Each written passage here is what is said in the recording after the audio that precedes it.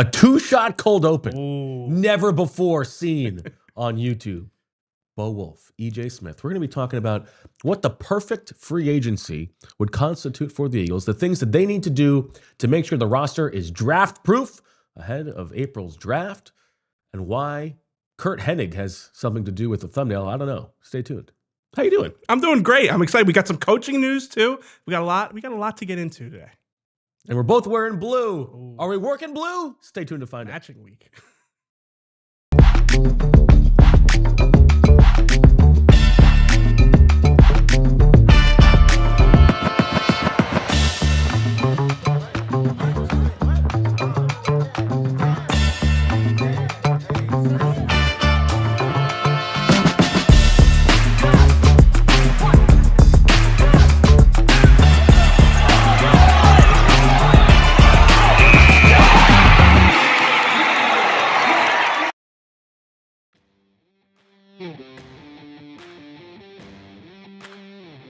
Hello, everybody. How's that voice sounding to you? And welcome to the PHLY Eagles podcast, live from the Xfinity studio and presented by ALLCITY, Bo Wulf, EJ Smith. We are here, and I have to hit send on a tweet. How you doing? I am doing very well. I'm disappointed to read the guy next to Fran on the airplane is a little too cozy, got the arm all over the armrest. Sorry to hear about that, but I'm doing well. We've got some good Eagles news to discuss. It's really ramping up into free agency week, which is an exciting time. A lot of news to get into.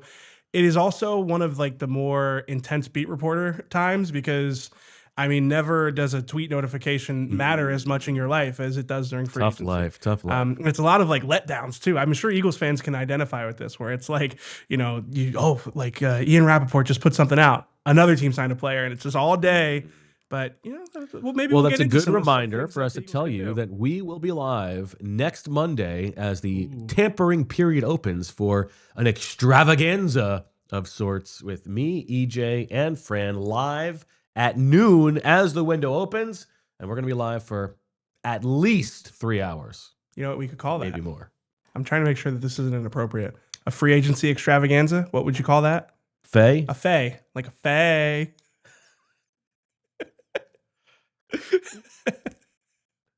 What? Thought it was good. I feel great about it. Well, as long as you say it was good, then it was good. Lindsay, you agree? I thought Lindsay liked it. Yeah, she's giving us the little head bob. All right, so we do have some Eagles coaching news We do. to discuss here. We'll get to that in a little bit. We know that nobody wants to hear about A.J. Brown. We're going to keep that 60-second clock to all we can talk about for A.J. Brown, but we do have one little thing to get off of our chest. But the main conceit of the show today, EJ, let's get to it in What's Brewing, presented by our friends at Wawa. And that is just what is at hand for Howie Roseman over the next month or so as you look towards the NFL draft. What do they need to do to essentially like draft proof the roster? What do they need to do to make sure that they are in good hands and accomplish what they need to in free agency? And we think there are sort of 5 things that come to play here. And it really does start with Jaelan Phillips. It hinges on what happens with Jaelan Phillips. I agree. There are 2 divergent paths that you can really go down when mapping out the Eagles offseason, the meat of the offseason, free agency and the draft, what we are entering now. I think that Jaelan Phillips is going to be the one that defines what happens from there on because of A, the fact that it would be a big contract if you're bringing him back, and B, what I'll get into in a second here, it leaves a big hole if he is to sign elsewhere because of what they have on the roster under contract at that position. And I also think you can get a little bit cute playing the comp pick game. Yeah. And I think the Eagles have been guilty of that in the past. It's not really worth protecting your 5th and 6th comp picks necessarily at the expense of signing someone who you think might be a little bit better fit for you. However, if Jaelan Phillips leaves the Eagles because they can't match a $27 million year deal, that's the kind of deal that is going to be a 3rd-round pick next year if you don't sign canceling out free agents. And if that's the case, I think it probably is worth protecting if you can. And that means maybe if Phillips signs elsewhere, it's more likely you fill your safety with paying $1 million more than you would have liked for Reed Blankenship or Dallas Goedert at tight end. And you maybe look to the Bradley Chubbs of the world who have been released and then they don't qualify for the comp pick game. And I think if you do re-sign Jaelan Phillips, then all of a sudden you're free to sign whoever it is that you think is best suited for the roster. Yep. Yeah, I agree. I think Bradley Chubb is the exact lever that you probably pull if Jaelan Phillips ends up signing elsewhere because he doesn't count against the comp pick formula. And honestly, like 6 months ago, we talked about Jaelan Phillips or Bradley Chubb as a difficult decision to make if you were going to trade for one of the Dolphins edge rushers. So, I think that one makes sense, but that's not the path that I went down for this exercise. And I have a sweeping declaration, I maybe would say, in regard to this conversation we're having. Okay. I'm trying to really build up the suspense here. Sweeping declaration. The Eagles should make. Let me start it over because I really want to make sure I nail this. A sweeping declaration, you say? The Eagles really only have one opportunity to make a splash in this offseason, in my opinion. At least when it comes to contracts, signing somebody. Non-trade version. Yeah, I don't think we can talk about the draft. We can talk about trades. But if the Eagles are going to make a splash this offseason, I think it is going to be a Jaelan Phillips contract extension.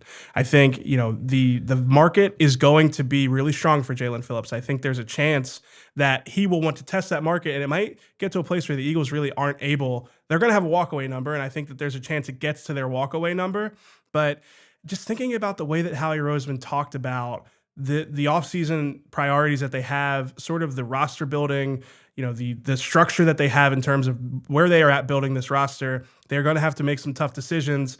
And I think, honestly, keeping Phillips is in line with a lot of those decisions. And Howie Roseman talked about it might be a hard offseason to make splashy moves. I think this is one of the few that's available to them. And for that reason, I'm not saying you go crazy. I'm not, that $27 million a year number that we heard in Indianapolis, that's probably not a number that you can make it to if you're the Eagles. But the number I settled on, I got a contract extension proposal for you here. Okay. 4 years, $100 million, $48 million guaranteed for Jaelan Phillips to come back and really solidify the Eagles' edge rusher. I think that's right at the line. Yeah. I think that's a good job finding like exactly what might be their walkaway number. Yeah, and I think if you're the Eagles, you try to get some off ramps in this contract. You try to, after maybe 2 years, the guarantees go down. And, we've seen examples where that final year of the deal really doesn't have any guaranteed money. It's one of those things where Jaelan Phillips gets his win right out front. $100 million deal. And then a few days later, it matriculates out like, okay, that final year is a little bit, it's basically a 3-year contract with 48 million guaranteed. I think that is a splashy move. It's the type of move that we expect Howie Roseman to make at times, because of the fact it's an impact player at a premium position. The more I think about those quotes from Howie Roseman about, again, like it's not really an offseason where we can make splashy moves. It's going to be about being prudent about the roster that they've built and the amount of money that they're going to have to invest in some of these young players. I think adding Jaelan Phillips or keeping Jaelan Phillips as a part of that young nucleus, I think it's going to be important for them. And I think if you can get this deal done, I think they should do it. If you spend all that money to re-sign Jaelan Phillips, given the decisions that have to be made elsewhere on the roster, would you consider trading Nolan Smith? I would. I think, honestly, if you're signing Jaelan Phillips to that contract, you are probably not expecting to commit long-term into Nolan Smith. I think that's probably right. The math would bear out that it would be hard to have that many high-priced players at edge rusher with what you're going to be paying at defensive tackle, presumably in this, and at corner. And you have, a heavy investment at linebacker with Zach Bond as well. So I think it probably is an either or type of situation, and that's part of why I've come to this conclusion. If you look, the only players at edge rusher under contract for next season for the Eagles right now is Nolan Smith and Jalen Hunt. Yeah, and again, they have a decision that they're going to have to make soon here with Nolan Smith. So I think if you had asked me like who would you rather build it around, I'd rather build it around Jaelan Phillips and Jalen Hunt. Even Jaelan Phillips at $25 million a year, and there's a chance that 2 or 3 years from now, we're talking about Jaelan Phillips not being healthy, or even more realistically, or I guess the health thing is very realistic. He's had a lot of injuries, a lot of significant injuries. There's also a chance that his sack production is not incredible. He's not somebody, we've talked about this before. I think he is like a Vic Fangio edge rusher because he's around the quarterback a lot, but he's not necessarily productive when it comes to sacks. And I think that Vic values the former more than the latter. So for all these reasons, I really have kind of come to the conclusion. We've talked a lot about Jaelan Phillips on this show and the market that he will command, I've come to the conclusion I think this is the splashy move that they can kind of set the table with and move on from there, knowing that they have an impact player at a position that they value to kind of build around from there on forward. I also think if they can get it where the window is, it's really 2 years of significant money. That also fits with the timeline of when they need to free up money to pay the rest of the defense. Yeah. All right. So it sounds like you agree with me. All right. Let's close the book on what's brewing, presented by Wawa. And I see the great Deontay Lee is in the chat. Ooh, he has a text out to us that we have not seen or responded to because he sent it right at the top of the show. And now he's here, and I'm going to tell him that the thing that he texted us about is something that we were going to bring up on the show today. So stay tuned for that. A little synergy here. Love Deontay. I mean, yeah, what's better than a Deontay? I love his his username in the chat too. D5 Lee. That's strong. It's very strong. It's good to have another head coach in here. Another. Yeah, I don't know why I said another. We were talking about coaches. But I'm the head coach of a little league baseball team now. Very exciting. My first time. That is exciting. Are you good at hitting like the ground balls, the like one-handed? I mean, that should be no problem for me. What about pop-ups? Should be no problem for me. Oh, look at this guy over here. Okay. I mean, come on. Yes, unfortunately, we have the draft the night of the first official day of free agency, so that will be fun. That's tough. It's very tough. That's okay. All right, let's talk about the 5 things we think the Eagles need to accomplish. Okay, in free agency. Now, I think we can say the first one is what we just talked about. They need some real body on the edge. Yeah. And that doesn't have to be Jaelan Phillips coming in as the new 1A. It could be somebody who slots behind Jalix Hunt and Nolan Smith. But I think it would be nice for them to have somebody in order to draft proof the edge group so that they have more than 2 definite players on the edge. I think Bradley Chubb is your answer there. I feel like in a non-Jaelan Phillips world. Yes, in a world where Jaelan Phillips signs for $27 million over 4 years with I don't even have a team in mind, but I'm sure there are teams who would pay him it. So okay, that one we've already talked about. Yeah. The second one, and I think this is probably the most pressing, even though it may not be the thing that they spend the most money on, is, I mean, boy, do they need a starting caliber tight end. And that could be re-signing Dallas Goedert. I think we all expect the Eagles to address this position in the draft, but they cannot go into the draft with, only E.J. Jenkins or Kylan Granson as the tight ends on the roster, right?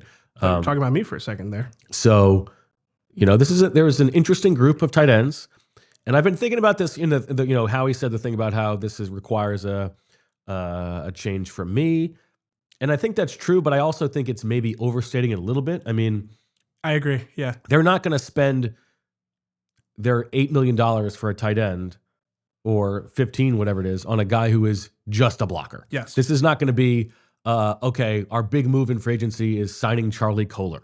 Yeah. Okay. Whoever they sign has to be a real part of the passing game, and maybe then you sign another person who can be the designated blocker. They've got to have some blocking chops, some blocking willingness. Yeah. But I think it's probably overstating it to be like, this is the thing we care about the most at that position. Yeah. Can I add one quick thing? I know you're going through your rundown here. On that point, listening back to the quote a few times, Howie is talking about the variety, the diversity of skill sets in the room, more so than just we need blocking tight ends.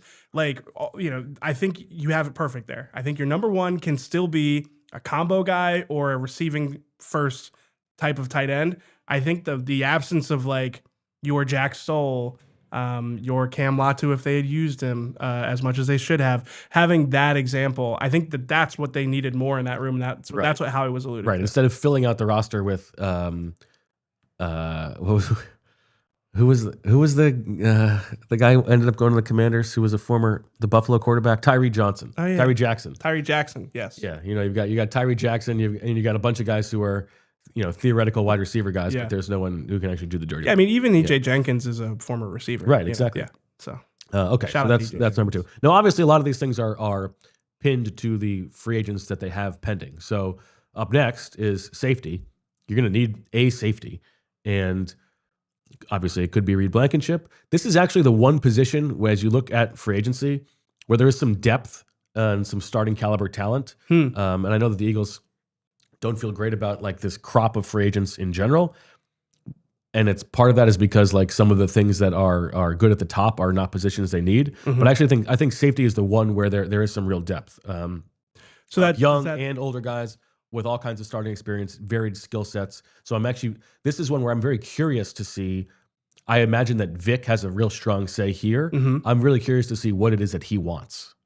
Does that change your analysis of like the cost to get a veteran safety isn't going to be that much different than the cost to retain Reed Blankenship because there's there's a wide range of players that kind of fit that bill? I think that's probably right. Okay. Yeah, I think this is one where they could really wait it out and see, okay, the second week of free agency, there's still 3 guys left. Who do we like of this?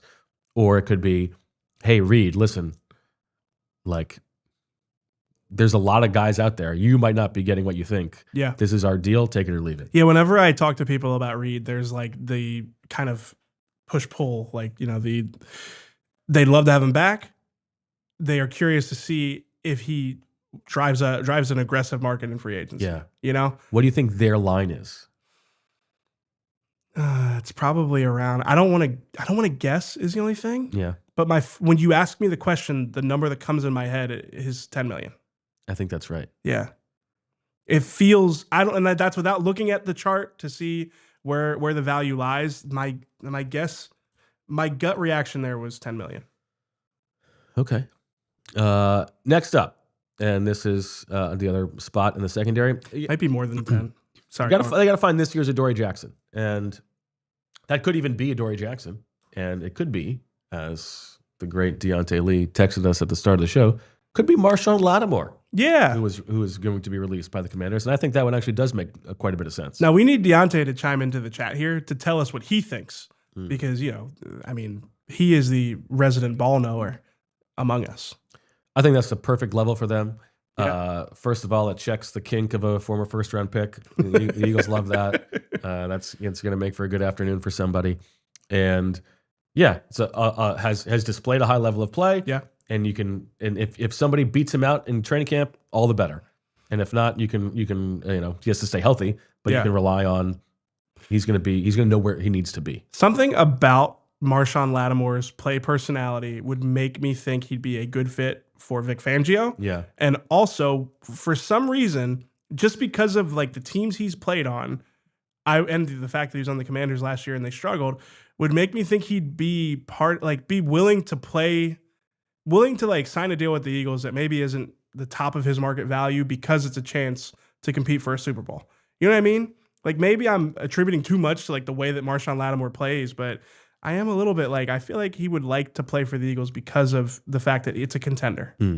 He's just played like for good teams. So the thing about Adoree that I feel like it's been an interesting arc of the season, right? Where early on, everybody wanted him benched.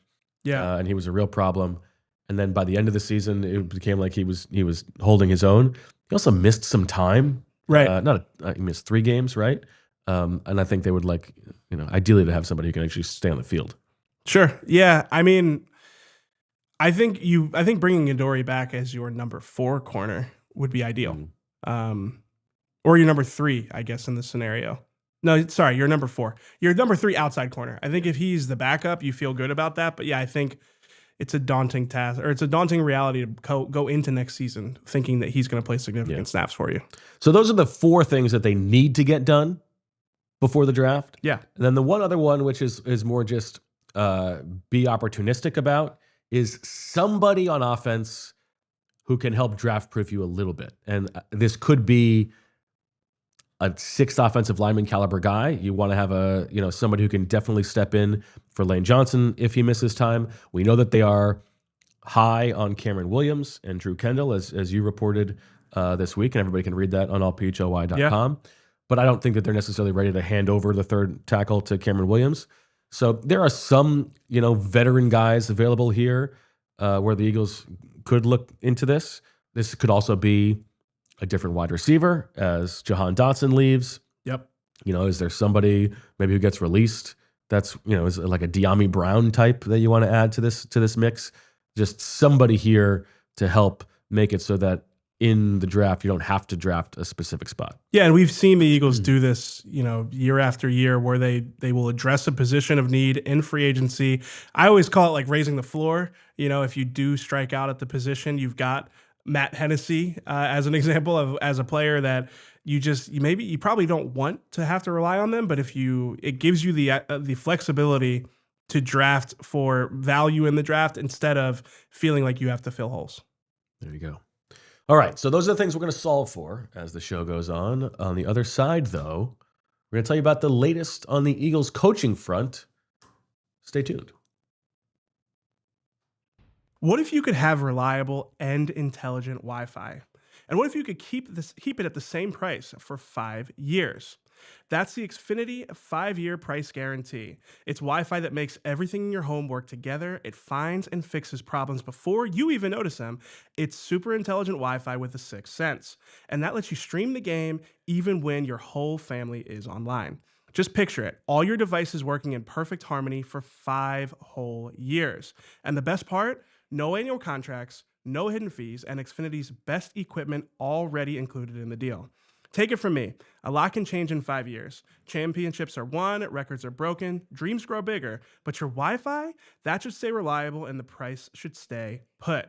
So lock in your price and unlock the possibilities with Xfinity. You can learn more at Xfinity.com. Again, that's Xfinity.com. Xfinity, imagine that. Select plans only, restrictions apply.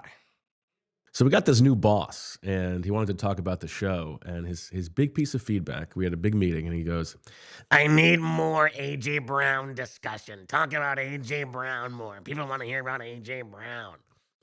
and I said, Ray, enough. The people have had enough. That's not the Shady Ray that we're talking about here. Instead, we are talking about our friends at Shady Rays, the wonderful sunglasses company, where not only do they produce great high-quality product, they've also got the best customer service policy in the game. You lose your shades, guess what? Replaced right away. You want a replacement? You just don't like them that much? Replaced again. So now you can actually wear your sunglasses without fear. You can take them on hikes, take them to concerts, on a boat, wherever it is. Shady Rays is eyewear that has your back. So all you got to do is go to shadyrays.com and use code PHLYSR for 40% off 2 and plus pairs of polarized sunglasses. Back on the PHLY Eagles podcast by Wolf and EJ Smith. EJ, what is the latest with the Eagles coaching staff? We have another edition. Yeah, so the Eagles are reportedly hiring Jerrod Johnson. It is unclear what his role is going to be. He was most recently this is according to Mike Garafolo. He was most recently the Houston Texans quarterbacks coach. He has interviewed for the Eagles offensive coordinator job 3 times since 2023. He interviewed for the 2023 opening, again in 2024, and again in 2026, I guess a month ago. He is someone that's interesting because... And a second interview. Yes, one of he was like part 4 of guys. seven finalists for... Oh, that's right. 7... We can call them finalists, right? If you get through to a second interview. Sure, I guess so. This is every time I've applied for a job. If I was in that second interview, I'm a finalist now, baby. How many jobs have you been applying to? I mean, you want me to? I haven't applied for. Let's stay on. I haven't applied for a job recently, but Okay. every time I apply for a job, I think my hit rate's 100%. Applying to getting the job? Yeah. I don't. Wow. Okay, go ahead. Yeah, so he's an interesting one because he has experience working in a Kyle Shanahan, Sean McVay influenced system. He literally worked for the 49ers as a fellow in 2017 and has what? It's funny. What's funny about that? Oh, it was a fellow. Okay. And he also has experience working with Nick Sirianni. He crossed paths with Nick in Indianapolis. He was on Nick's as a lad. As a lad, yes. As a wee lad. So it's interesting because Nick talked about Parks Frazier being able to play translator as they move from the previous iterations of the Eagles offense to an offense more built in the image of Kyle Shanahan, Sean McVay, Matt LaFleur type systems. And I think that Jerrod Johnson is also going to be able to do that. He's been in Houston for a while. I don't know if that means he's got connections with Jalen Hurts, but again, he's somebody that's been on the Eagles' radar for a really long time at this point. It's interesting on a few fronts. and I think Brooks Cabana of the Athletic had this was a true mutual Yes. thing where he wanted out as well, and the Texans want to move on. I mean, listen, not great that the Texans wanted to move on, and there are two ways you can read this thing for the Eagles where between Jerrod Johnson and Josh Grizzard, like on the one hand, hey, great job by the Eagles. They not only did they hire the guy they wanted, they got 3 of the guys who were their finalists in the building. Yeah. That's one. On the other hand, it's yikes. I mean, 3 of the finalists for the Eagles job, 2 of them didn't have any other opportunities that they had to join the Eagles staff anyway. Yeah, but we knew that, right? We knew that they had to cast a wide net for a multitude of reasons. My biggest takeaway is something I also wrote about. And go ahead. No, go ahead. My biggest takeaway was something I also wrote about on allphly.com as a part of me emptying the notebook from the scouting combine. And I'm going to tread carefully here. And I want everyone to listen to the entire thought before having an opinion on what I am saying. There was a certain level of skepticism on how Jalen Hurts and his playing style fit into a Kyle Shanahan and Sean McVay system. I wouldn't say there was I wouldn't say it was critical necessarily. I don't think every quarterback fits into those systems. If you think about some of the quarterbacks that have excelled in those systems, they are quarterbacks that are like much maligned for being system quarterbacks, right? It's Jared Goff, it's, Brock Purdy. I think Matthew Stafford is like the idealized version of what you want for those systems, but those systems place a big level of importance on precise footwork, precise drops, and timing throws, which has not been something Jalen Hurts has majored in. And I think that the Eagles are going to have to figure out how to bridge that gap because Jalen Hurts is a dynamic player. And the way I would couch this and make sure, before you say like, well, how could you say Jalen couldn't fit into that system? Like there are lots of great quarterbacks who wouldn't fit into that system. Like Josh Allen wouldn't fit in that system. I don't think Lamar Jackson would fit in that system. Honestly, Patrick Mahomes fits in every system. But like you wouldn't want him to major in like timing. I think Josh Allen would be just fine in that system. I'm not so sure. I mean, the footwork, like Josh Allen's footwork is not like perfect. But you get what I'm saying is like in certain ways that system can be, I wouldn't say restrictive, but like. Well, yeah, but the point then is if the system is not going to be good for Josh Allen, then the system sucks. Right. But some people would say the same thing about Jalen Hurts. Yeah. So that's what I'm getting at. And to me, that's where they're going to have to bridge the gap. And my biggest takeaway, this is how I'm going to tie it all the way back together. We're going to bring it back to Jerrod Johnson.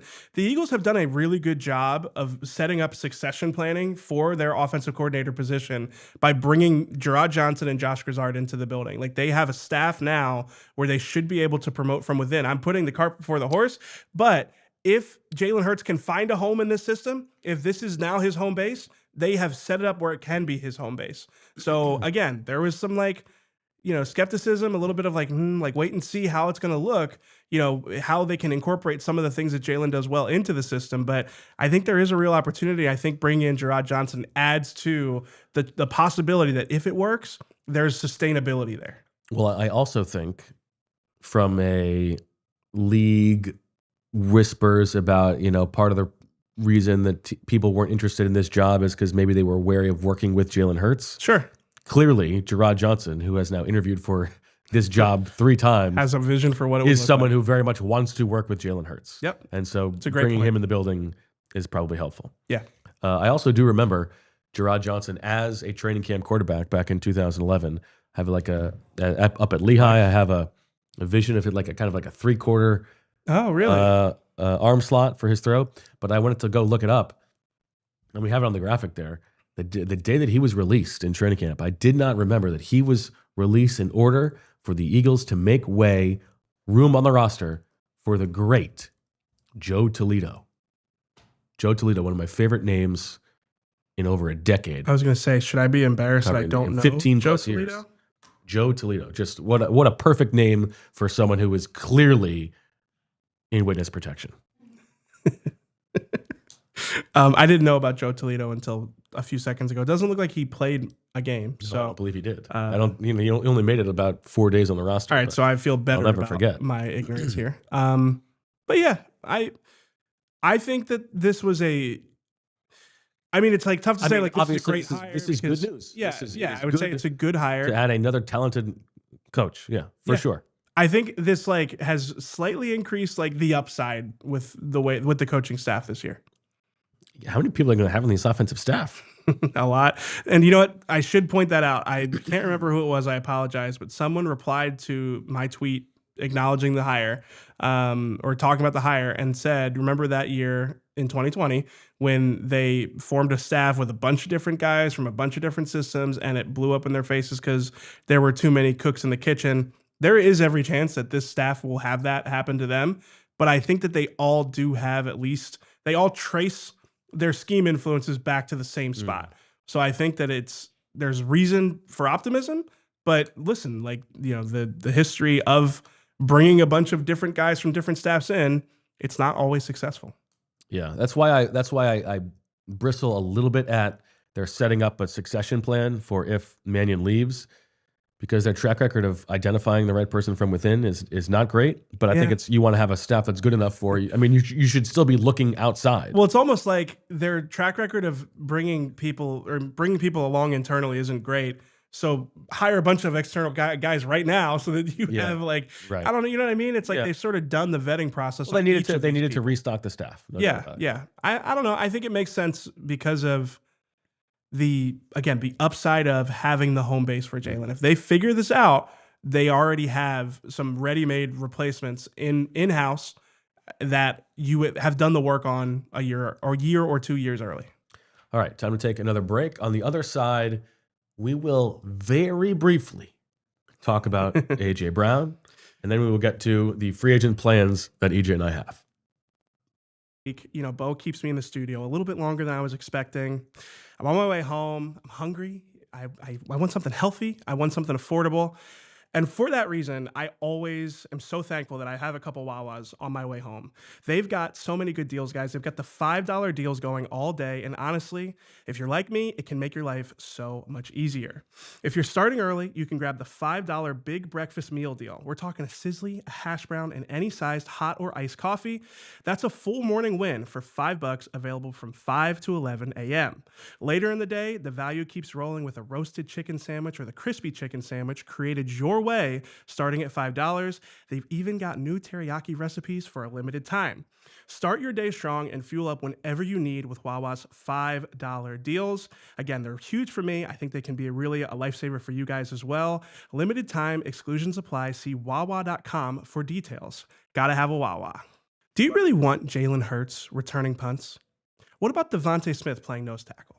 No, of course not. It's not worth the risk, the time, or the money. You keep your stars focused on what they do best, and the same ideas apply to your business. For small and mid-sized businesses, competing with bigger companies isn't about working harder, it's about working smarter. With competition heating up, you can't afford to fall behind. AI goes way beyond ChatGPT, and it can get overwhelming fast.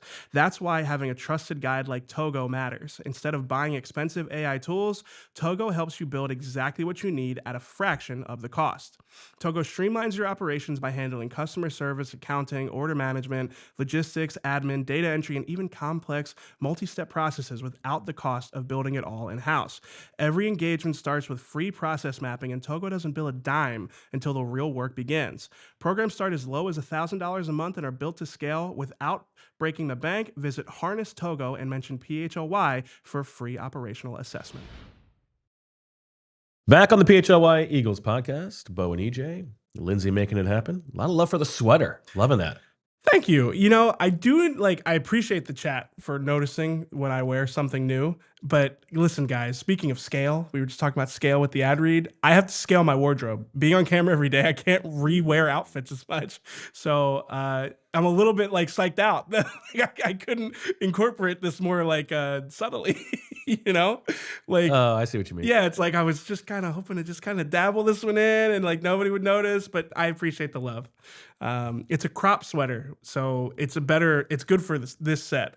I see. If I was walking around all day, you'd probably. It's nice and soft. Ooh, it is. It's very cozy. Yeah, it's a good sweater. Nice work. I'm gonna flip it on you because the other thing the chat's been noticing is your voice. I know it's not great that you are a little under the weather. I'm fine. I love the way your voice sounds. Oh, you like? Oh my god, yeah, a little husky. Yeah, How funny. Does that feel, baby? Because now I am 31 and my voice doesn't change as much as I expected it to. Still waiting on those pubes. Yeah. Like I know what my dad's voice sounds like, and I figured at some point my voice would sound that way. And yeah, no, I like it. You sound very like radio hosty with this voice. Ooh. Yeah. So keep it as long as you can. 1st and 10 for the Eagles. Wide receivers split left. Saquon Barkley in the backfield. It's good. Touchdown! Does it hurt to talk right now for you? No. Okay. But that's good. Over the weekend, the throat was sore. That's not sore anymore. But I was also sneezing. And I had to like develop a whole new way to sneeze. Because were you so that it wouldn't land on the throat. It was like opening my cheeks wide. It was like, Lindsay, if I had said any of these things, the whole show would have been off the rails. I'm talking about sneezing instead of having the sneeze. Like, I mean, really get everything else I was fine. That opening my cheeks wide, that a little questionable. If I had said that, I would have never left the studio. I would have been ridiculed into oblivion. You know what? It's cool. It's fun to almost 40 years in, you just develop new things. Yeah, like a whole new brand. I might try to trademark this new invention. Sometimes I sneeze so much when I'm sick that my ribs will get like sore. Has that ever happened to you before? No, I get a back hurt on a sneeze every now and then. Yeah, no, like my ribs will feel like I've like almost got like bruised ribs or something. All right, crazy. Let's talk about AJ Brown now. I know that nobody wants to hear about AJ Brown. We're done. We've talked enough about AJ Brown. So that's why we have, as we said last week, we are instituting a 60-second shot clock here, briefly open. This is so good. 60 seconds. Shout out Lindsay on AJ Brown. I have one thing to get off my chest. Let's start the clock. Okay. Here's what I want everybody to think about. It is still possible that AJ Brown gets traded. No doubt about it. But if we accept that AJ Brown has told the Eagles he wants to be traded, and the Eagles would still rather keep him, but are honoring that request to some degree, what they would need to do is put out the word that they are opening the door to listening about AJ Brown. And then they can have a crazy ask, like with a reported like first plus. And then if nobody meets that price, they can go to AJ Brown and say, listen, we tried to trade you. You saw the reports. Nobody values you as much as we do. And I think that is very possible that is what is happening here. And then if somebody meets their price, this is what they had for him. So I know that it's like, oh, AJ's not going to get traded. They're never going to trade him. Well, maybe they're trying just to show him that they're trying, and then they can bring him back. Well done. And now for those of you who muted or decided to, do whatever you were doing for a minute, you can come back. We're not going to talk about AJ Brown anymore this show, but good job. Oh, there you go. You're a pro's pro. I appreciate the friend who made that similar point to me. Anyway. Oh. Moving on. Let's do your free agency. You are taking the re-sign Jaelan Phillips path here. So what else? How are you filling those other 4 slots? Yeah, I only really put a ton of time into one of them. Okay, that's fine, because I really don't have exact answers for mine. Yeah, I was going to say, I don't have... That's what Quackatology's for. You got to tune in later in the week. What? I'm laughing at Fran's comment. Oh, okay. That's what to say. I have one thing that I need to get off my chest that does hit on one of the things you talked about. Okay. So I did something last night. It's the first time this offseason I've done one, and it's surprising because usually I will do this. Usually I will do this earlier in the offseason. I did my first mock draft. Okay. It'll be coming up on the website later this week, so keep an eye out for it. And I used the PFF mock draft simulator. I checked with Fran to make sure that was just the mock draft simulator. I checked with Fran to make sure it was kosher to use a mock draft simulator. And the first one that I did, the PFF mock draft, the reason I mentioned the PFF mock draft simulator is because... Could you mention it another time just to make sure that they really get the money that they paid you for? I mean, yeah, you're right. Fair. The reason I used it, the thing that happened because I used it was Kenyon Sadiq was available every single time you do it. Not going to happen. Yeah. Right. Unrealistic. And I do believe that if Kenyon Sadiq is there for the Eagles at number 23, they should run the card in because he is a difference-making player at a position they have a need at.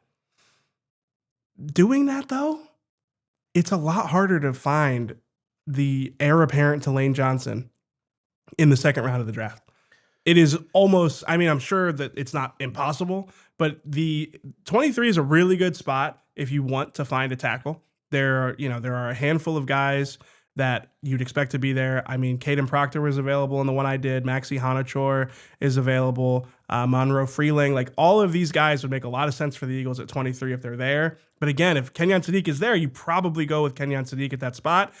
But in the second round, in day 2, it's a lot harder to fill those spots. So I'm not saying you don't draft Kenyon Sadiq. It's something to keep in mind, is that it probably makes it a little bit harder to hit on some of the things you need to hit on. Yeah. Well, of course. Yeah. This is the same thing we talked about last week on the perfect draft. If you want a tackle, you got to get him in the first round. So what do You are not going to get a starting caliber tackle, a guy who's going to be Lane Johnson's replacement, right? in the second or third round. It is extremely unlikely. So how would you handle that then? If Kenyon Sadiq is there, you're saying we're drafting him, we're figuring out tackle next year. Yeah. Okay. I mean, you can try it. You can hope. You can draft a tackle in the middle rounds, and you hope that they develop and you go from there. But that's if Kenyon Sadiq is that much higher on your board, yeah, then yes. Or you explore a trade down and you get something to make it worthwhile to pass up the guy who's sticking out like a sore thumb. Yeah, maybe it's draft Sadiq, move up to get one of the tackles in that cluster if they slide. Right. But it does make it what they a do with little bit Cooper more DeJean, complicated. Right? That gave me just like of course a little bit of pause. What I would say is here's how I'd say it.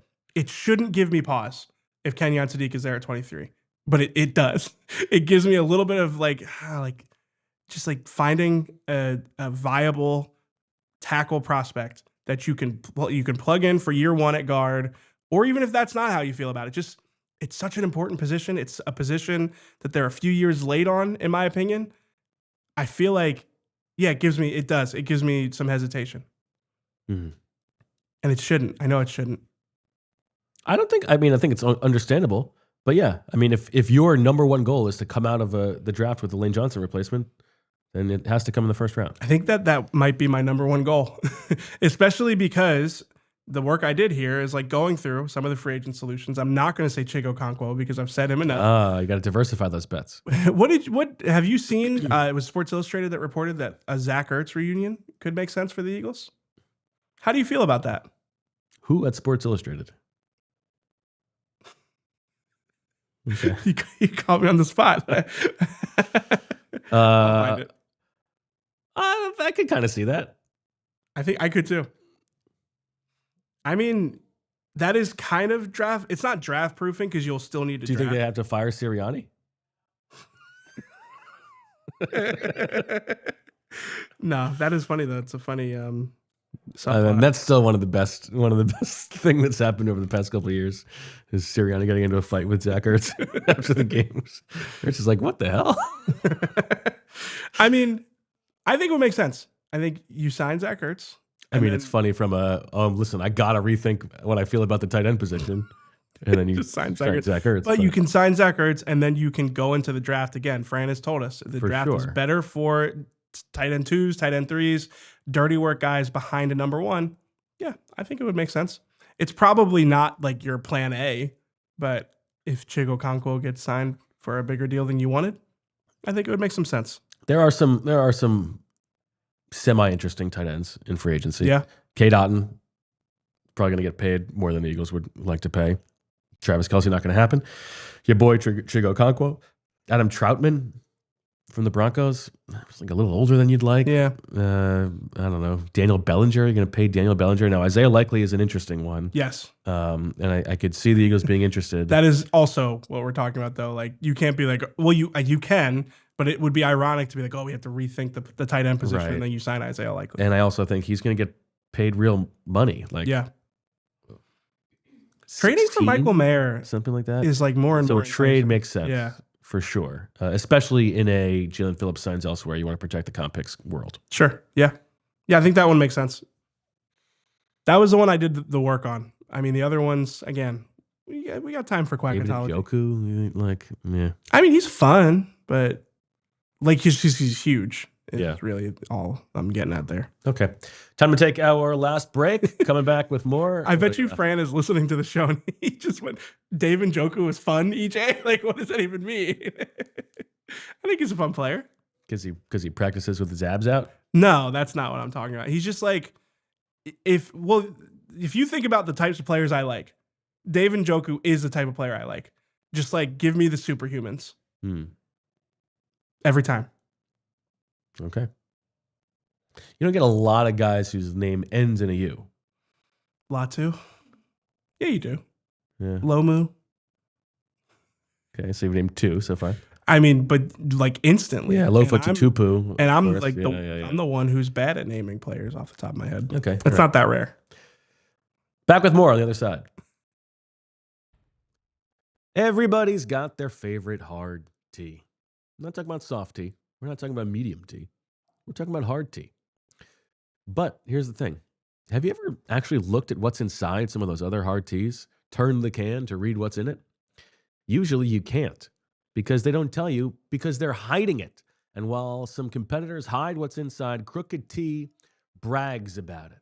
They puff out their chest and say, look what we make this out of, because it is something to be proud of. We're talking real USDA organic tea for real flavor with 0 sugar. No fake junk hiding behind the label. What you see is what you drink. So the next time you're at the store, flip the can, and if you can't find the ingredients, just put it back. Then grab a Crooked Tea, 0 sugar, real tea, and fully transparent. You know it, Philly. Real recognize real, so why drink the fake stuff? Crooked Tea. The only thing better is a strip snack in the Super Bowl. Visit crookedtea.com to find a store near you. Whether your favorite team wins or not, there's always another way to win on the BetParx online casino app. Check out brand new casino games like Huff and More Puff and Fireblaze Sky Queen, a BetParx exclusive. The only app you need to play all your favorite casino games in the palm of your hand. Play blackjack, roulette, craps, poker, baccarat, and hot online slots like Cash Eruption, 88 Fortunes, and Cleopatra online slots. Play hot online slots based on your favorite streaming shows, Walking Dead, Squid Game, Breaking Bad, and Peaky Blinders, and all your favorite classic casino games from wherever you are. New users even get up to $1,000 casino bonus back if you're down in the first 24 hours. Go to betparx.com and download the app right now and enjoy all the action and excitement from the casino at your fingertips. You must be 21 and in PA, New Jersey, Maryland, or Michigan for BetParx. You love to play, you play to win, you bet. BetParx. Gambling problem? Call 1-800-GAMBLER. Back on the PHLY Eagles podcast. Bo Wulf, EJ Smith. How you doing? I'm doing well. Still doing well. Doesn't sound like you were doing so well over the weekend when you ghosted Lindsay. All right, what a transition. What a transition. You really set me up there. So yeah, Lindsay sent me some funny memes that we had talked about on Friday. She sent them to me, what was it, Saturday night? I don't know. I think it was Saturday night. But the pretext here is that he told you when you see it, make sure you send it to me. Yeah, I wanted to see him. I mean, I feel as if anything I send, even if it wasn't talked about, warrants a response, but I mean, it does. Top of the list. Yeah. All right. But my wife just got home from work and we were starting what I referred to as the Libathon, which was Love is Blind, LIB. I'm not getting political here. What? Go ahead. I'll tell you what I'm thinking. So we were watching. We were going to really, as Fran would say, we're going to buzz through some Love is Blind. Really enjoying this season. It's very, very dramatic, and there's one couple that I actually love. So that's a good balance. And we had literally just started it when Lindsay sent me the memes. And I tried to watch one of them, and I get the evil eye. Like, we just turned this on. We're supposed to be watching for like 3 hours. He's pitting me and Julia against each other. Do you believe this? What? I already have his wife's number. I'm gonna get Julie's number and I'm gonna be friends with her. I will throw her under the bus on this. Stop throwing her under the bus. I don't care. No, here's the thing. You guys some personal accountability for once in your life. You guys are assuming that I'm saying that this is her fault. You guys are assuming that she did something wrong. She was right. She was holding me accountable to the fact that I said, like, let's watch a bunch of Love is Blind, and then 5 minutes in, I'm on my phone.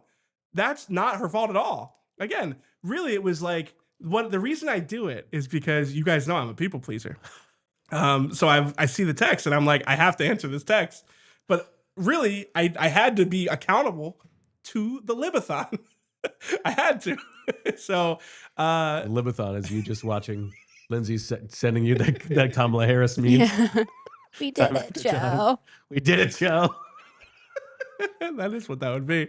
I mean, you're trying to explain yourself, and the first words out of your mouth were, "My wife just got home." The old ball and chain. No, do not. Please. You guys can mess with me a lot of different ways. Don't make me the ball and chain guy. That couldn't be further from the truth. So we watched a few episodes, and I forgot to watch the stuff Lindsay sent me. The best part of the story is the next night, Lindsay texts me, haha, yeah. And I thought she like meant to text someone else. No, I like that. No, she was like, hey, you said you were going to look. You said you wanted these. Yeah, you asked for this. Yeah, and I have read receipts, so she knew I saw them. Messed up. So let's get to today's power rankings. Oh, not today. Listen, got to be accountable. And throw your wife under the bus. No, again, she was right. I said I wanted to watch the show. We needed to focus on the show. It's an important show, as you. Oh yeah, nothing's more important than that. Well, really, what does the show represent? It represents time with your wife, time with your family. I just have to call out this person. They're so right.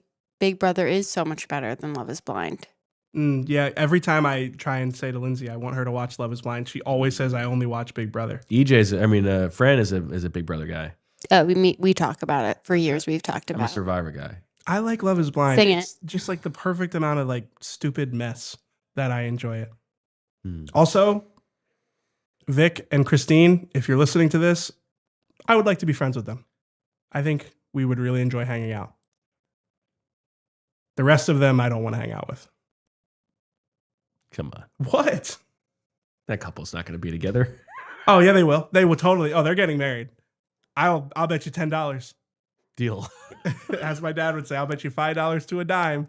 They're going to get married, and I want to hang out with them. But Alex and Ashley, awful.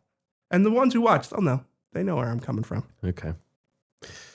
All right. Anything else on your ideal free agency for the Eagles? Do you have a corner in mind? Marshawn Lattimore is an interesting one. You any interest in Trayvon Diggs? I think the Eagles. I could see the Eagles wanting to do that. Yeah. Yeah. Trying to like the reclamation project. Bad success with the former Cowboys for them, but Rasul Douglas was somebody I pointed out earlier. Yeah, I love a Rasul Douglas. Yeah. I don't know. I mean, he's going to be 31 next year. I think it was going to be 32. Let's see. Looks like you're using the wrong place, my man. Who are you using? Over the cap?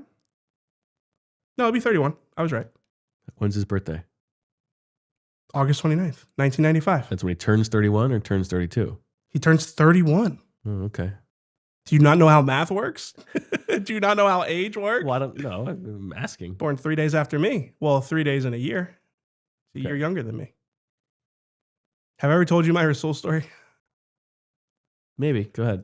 I don't know if I should say it on air, but now I've walked myself into this. I'll just say that my first year on the beat, he tested my my ability to decipher true and false information.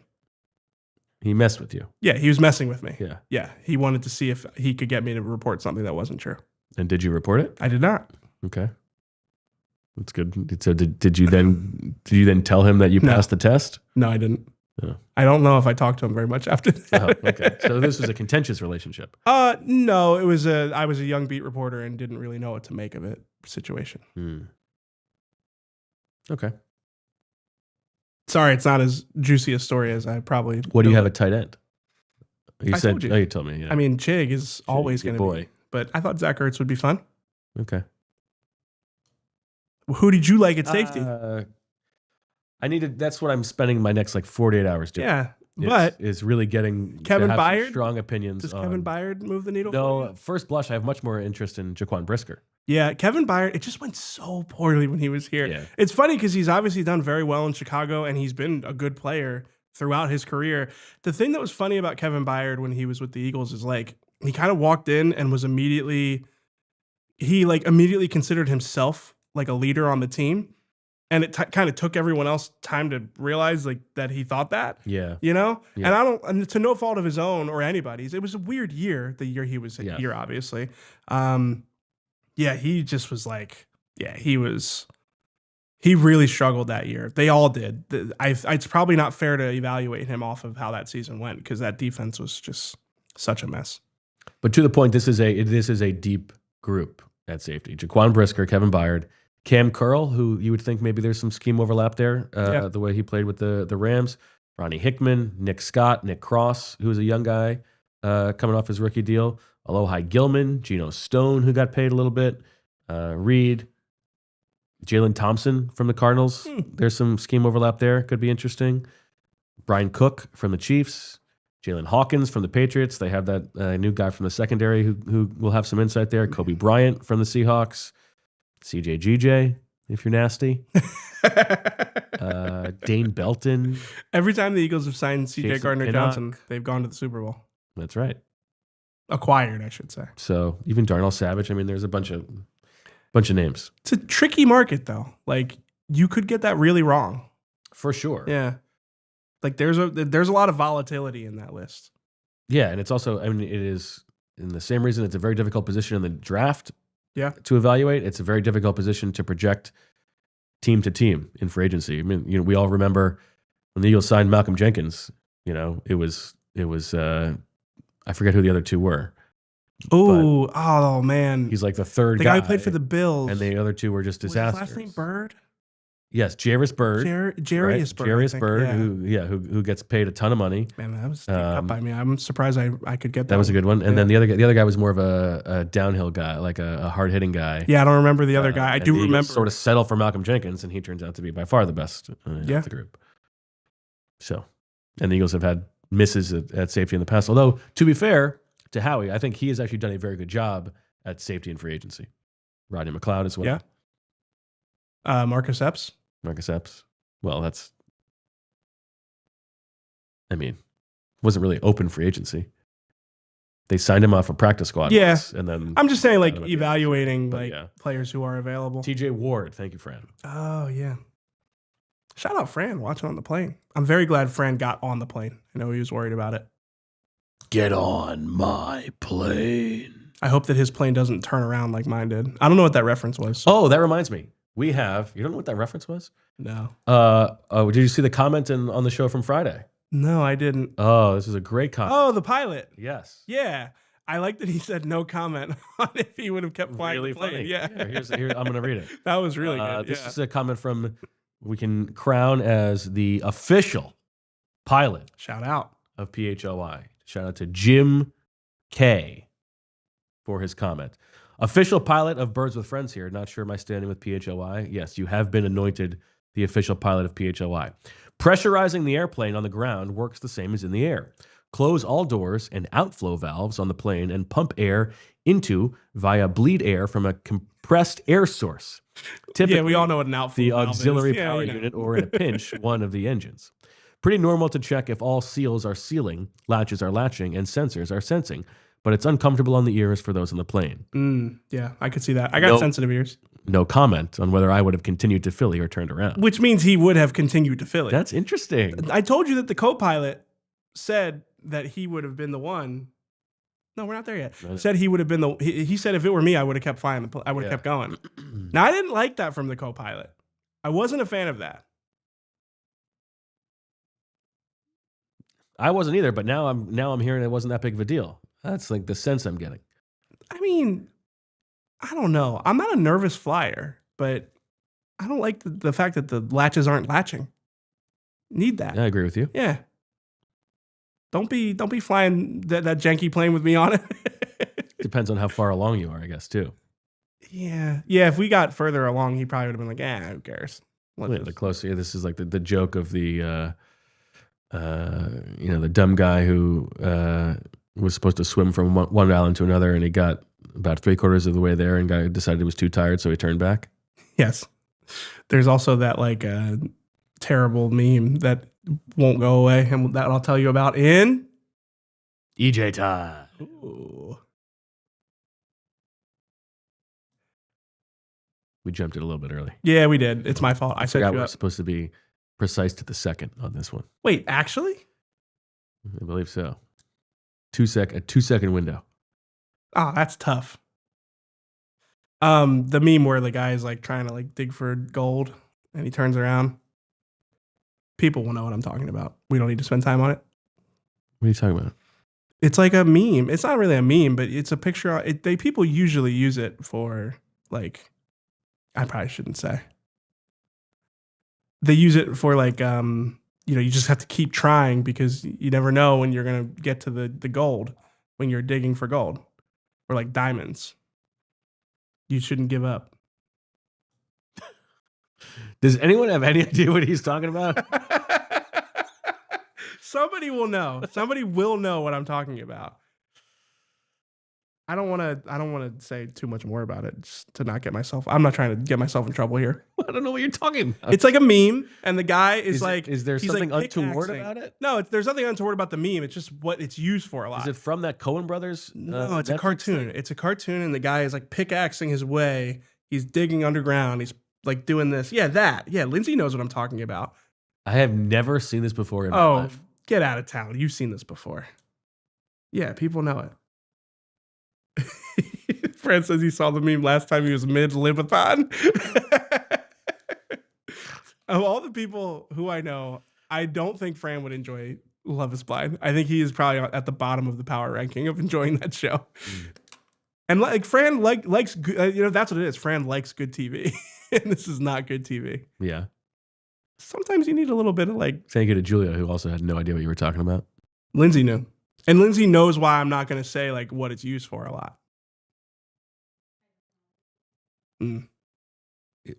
Clearly it's something untoward. We're in EJ time. It's not untoward. There's nothing untoward about it. No. Then what is it usually used for?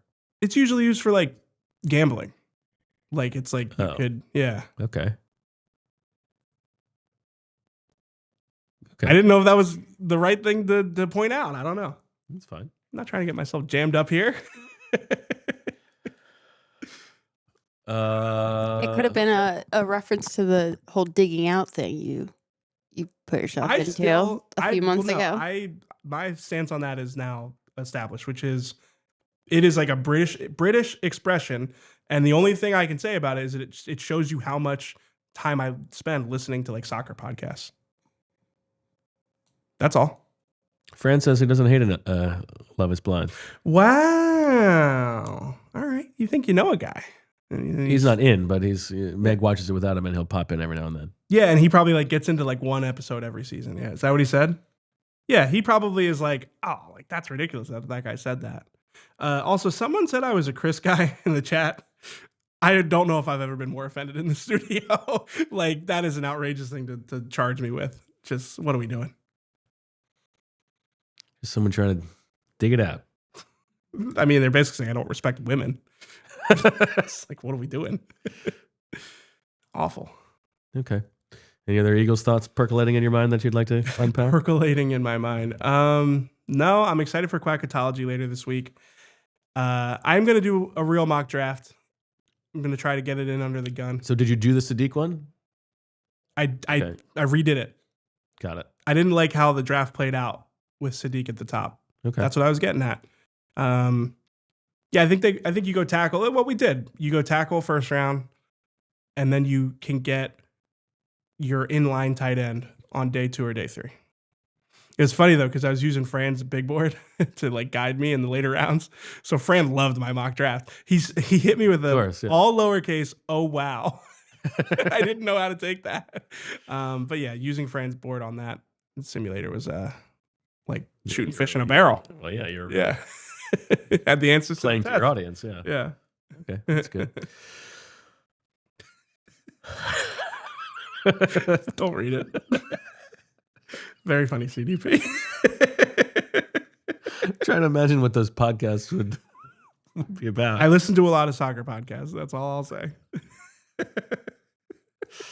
All right. Thank you, Lindsay. Thank you, everybody else. Thank you, EJ. We'll talk to you tomorrow. Fran is back. Thank you, Fran. Is in studio. We're going to talk about whatever he wants to talk about. He's done all the work. He just get whatever he wants to talk about, he gets to. And then Quackatology comes later in the week.